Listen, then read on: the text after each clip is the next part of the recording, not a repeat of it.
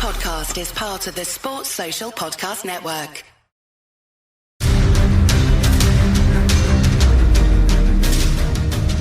Hello and welcome to a very special version of Wrestling with the Champ, without the champ and without any wrestling.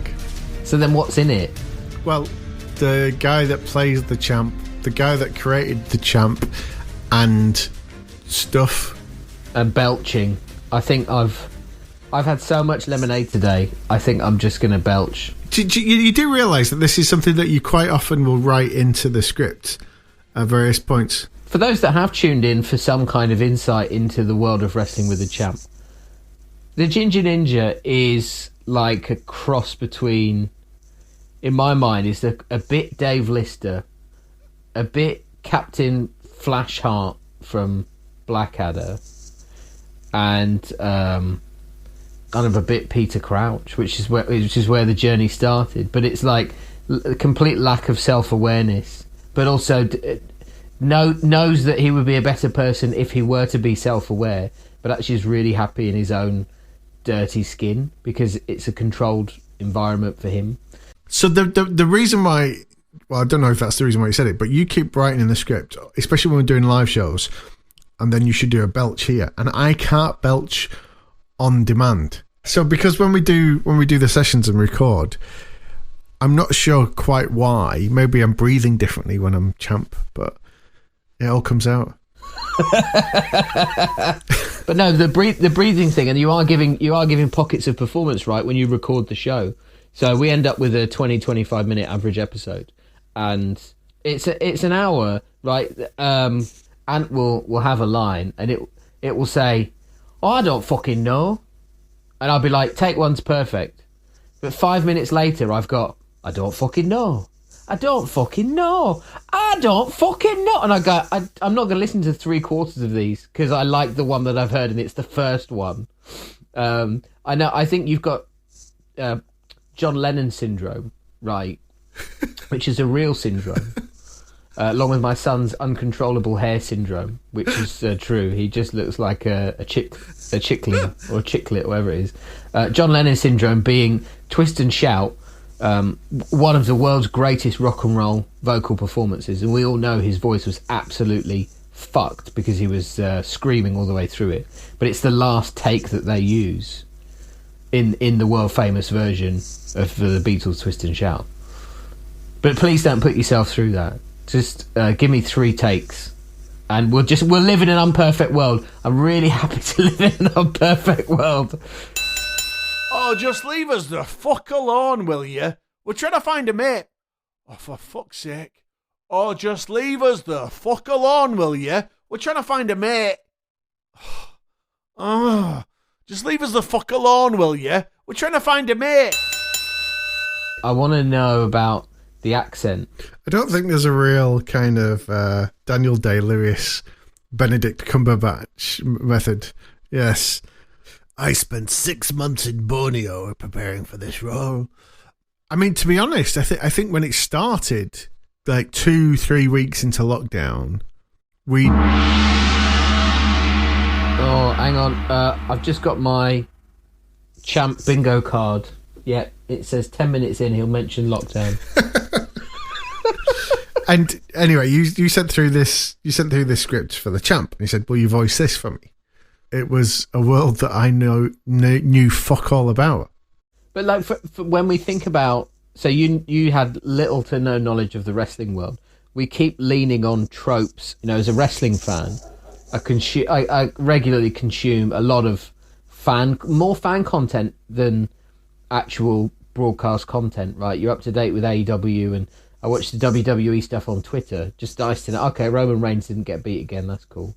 Right, is there anything that's significant that we can kind of nick or repackage from a new character perspective? Like the idea that Kurt Angle keeps coming back and he's still playing this oddball outsider, and the fans absolutely lap that up. I really love that. But being able to go back into like the OSW stuff that I've always talked about, their reviews are hilarious. The Botchamania stuff is always really great. That fan content, I wanted something that felt wrestling fan content related.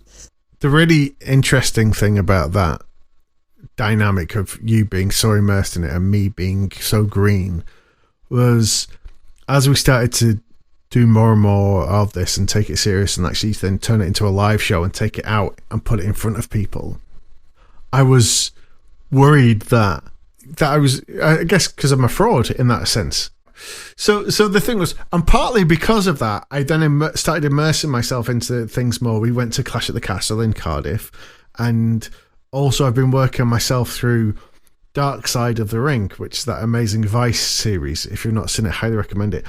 The other thing that struck me was when we've met people, especially when we I think probably more so when we did Edinburgh, we had so many different wrestlers come and see the show and so many wrestling fans and get involved with us and chat to us of all ages, which was brilliant. And Voodoo, in not as many words, said that we absolutely nailed it in terms of as a character, because he'd met so many people like that on the circuit. It's high praise, right? I mean, that's the idea that some wrestlers can be cunts. I got it. Shocker. I take shocker, offence. Everyone has the potential to be a see you next Tuesday. We will fight them in the pubs. We will fight them in the bars. We will fight them in the toilets. Wrestling with the Champ. On the subject of wrestlers, the first real bona fide wrestlers we had on the show were tag team duo Pretty Deadly, just after they won the NXT UK belt. And that was thanks to one of the other jobs that I do. I was given the opportunity through a radio show to interview them. I said yes, even though I know nothing about them. And so we kind of did the interview in two parts, one part for the radio station, and then they very kindly let us do a little bit for the podcast. And the problem there was it was quite early in my education, shall we say. So I knew nothing, and you gave me a load of questions to ask them. And I delivered that for the second part for the podcast. And I wasn't really sure how it went. And I was a little bit nervous sending the audio over to you. And then I just remember you being so excited because at the end of it, because at one point they actually name check the PWF.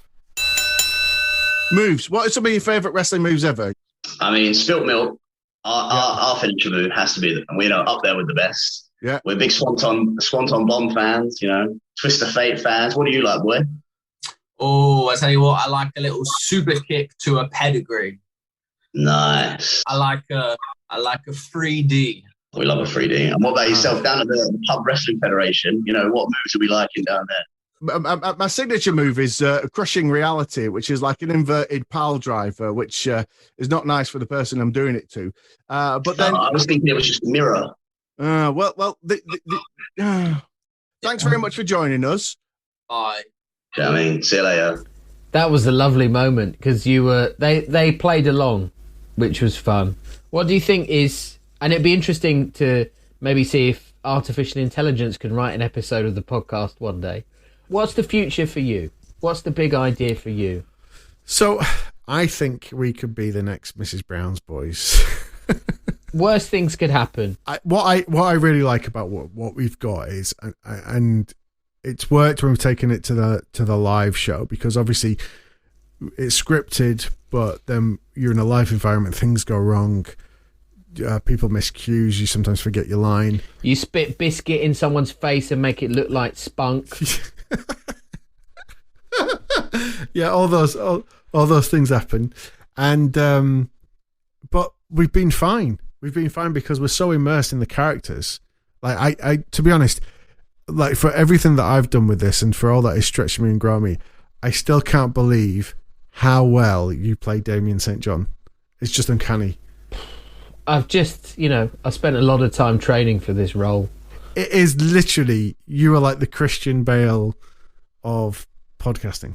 Oh, can't I just be the Alfred? Hello, Governor. Your batsuit seems to need a bit of a polish. I think there's definite room for doing more live shows, although just from a point of view of lifestyle and small children, I'm not sure that's an option like all the time. We could definitely do a tour, which would be a wonderful thing to do for a couple of weeks. We need an agent.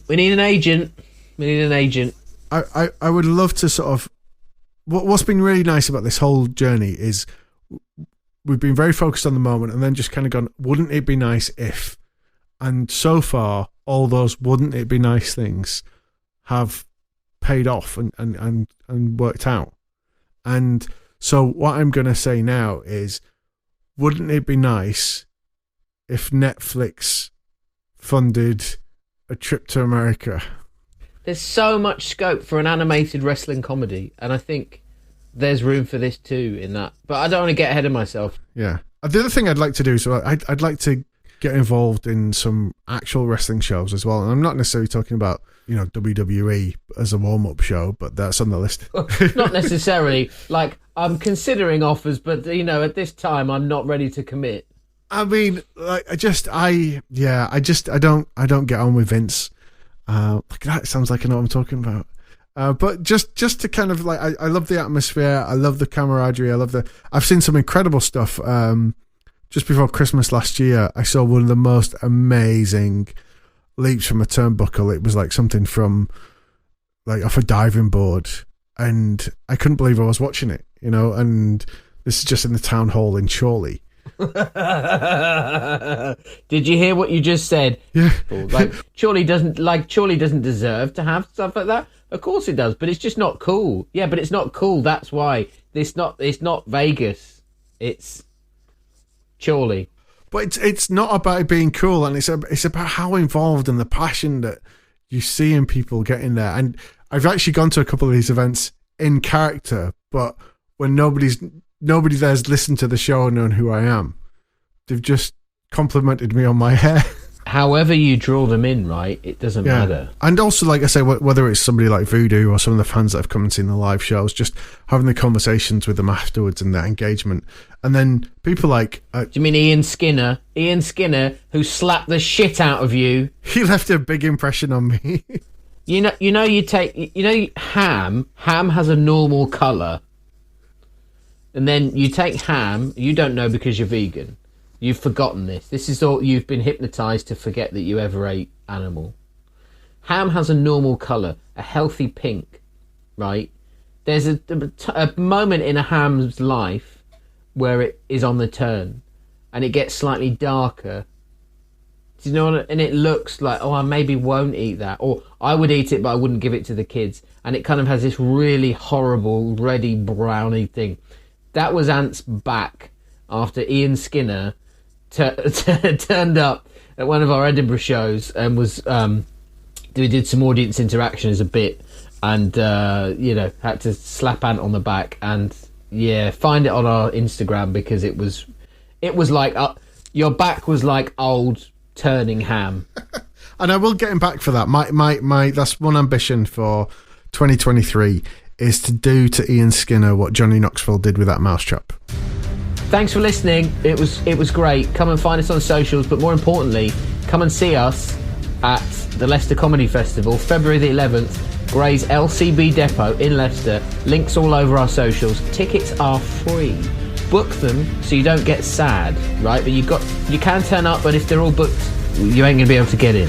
You've used that in your day job, haven't you? Just before we go, we've been handed this note by our legal team, and we've been advised to clarify that nobody should be feeding ham that looks like it's on the turn to anybody, especially children and vegans. Be safe.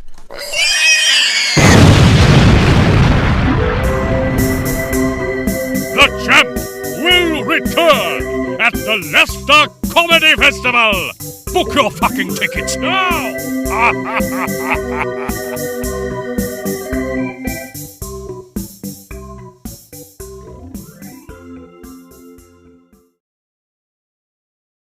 Sports Social Podcast Network.